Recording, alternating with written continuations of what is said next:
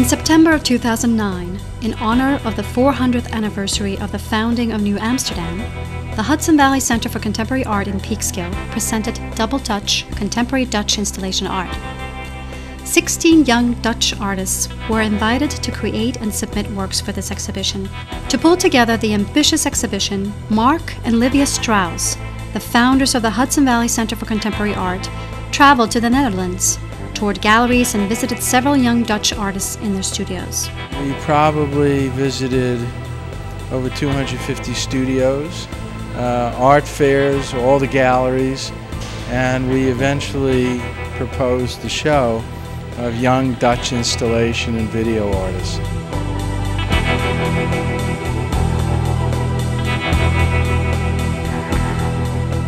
Within the Netherlands, there's a really extraordinary group of young artists doing important work that uniquely relates to Dutch architecture, which has an important history, Dutch furniture, Rietveld, and Dutch landscape. Most of the artists were young, with the average age around 30, and while there were no strong themes around which artists were chosen, all of the works in some way represented the Dutch soul.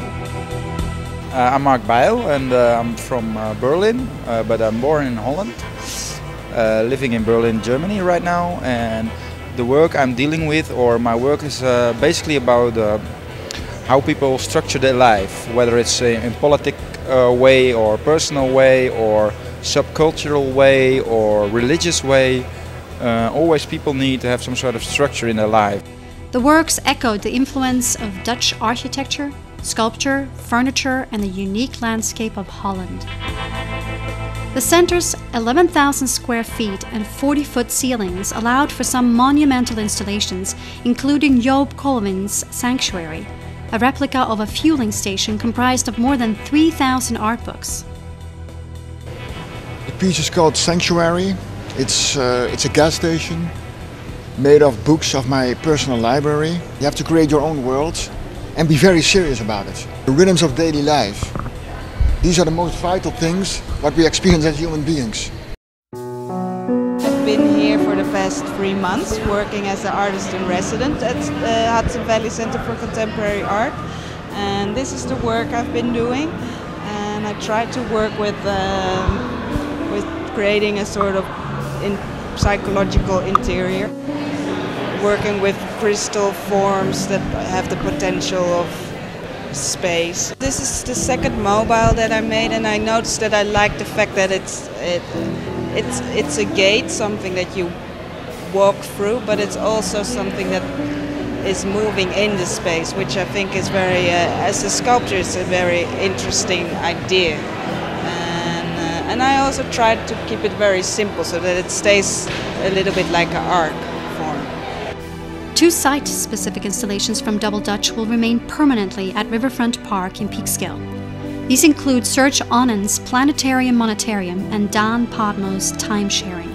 My name is Daan Padmos. With the installation of this sculpture here on the Riverfront Green in Peekskill, I try to tell the story of an immigrant who's moving his house ashore and tried to move it inland on one rolling bar. It sort of tries to express the difficulty of changing from one culture into the other. The house is a memory, is like a symbol for memories, family, home and security, and everybody is really desperately needs and is longing for. So like walking over the lawn towards the house is like walking to the American dream. Try to accomplish your own home, your own security and a place to stay with your family.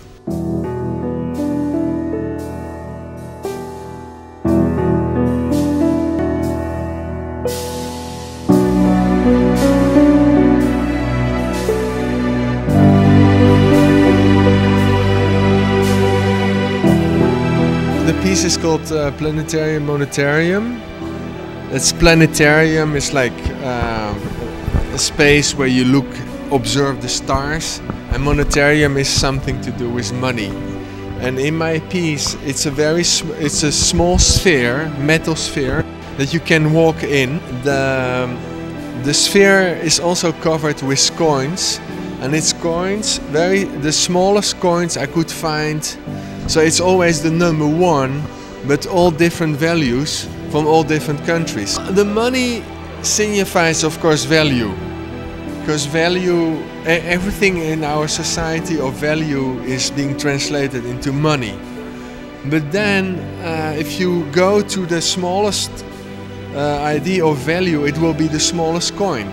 Because there's no money, and then there's 1 cent, and then things start building up in value. You could use this as a paradox to look at the stars. Because with the stars, when you look at the stars, you can see stars that are maybe not even there, or you have it's this thing that flickers and that we all are enchanted to look at the stars. But still, you might be viewing a star that has been dead for a few hundred years, so that has no value at all anymore.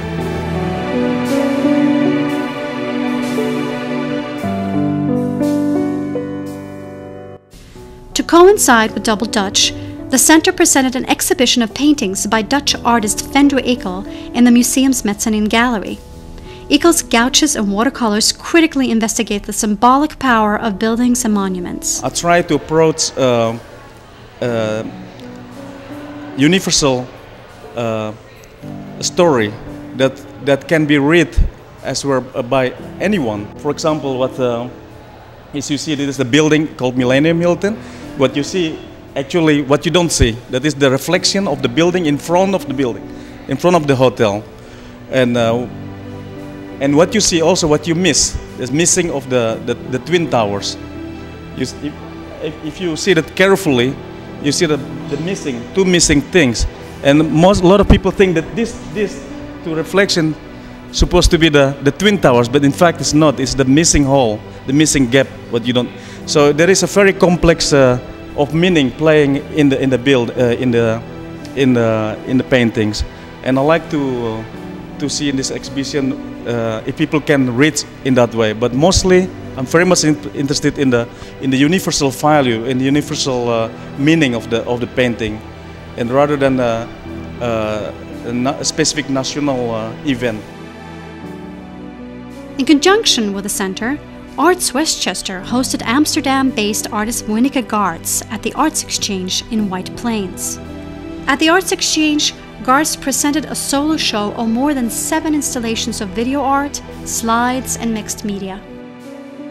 I try to find what is connecting everything with each other, like if there's a sort of order in all different moments. And then there's also the uniqueness of things. So that's why sometimes some image can just really stay in your head for a long time, and even a week later you still remember something, or it's chasing you. Back at the center in Peekskill, Volkert de Jong, an exciting young sculptor, discussed his site-specific installation Mount Maslow, as well as his approach to making art. I think it's interesting when you look at the grotesque, that it's often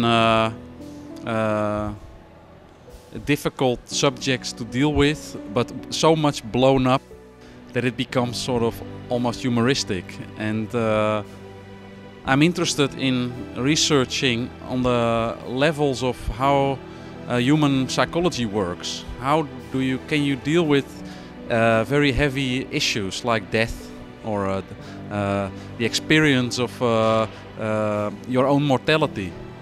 And I think the grotesque is a way to deal with very heavy subjects without being very emotionally confronted with the actual subject.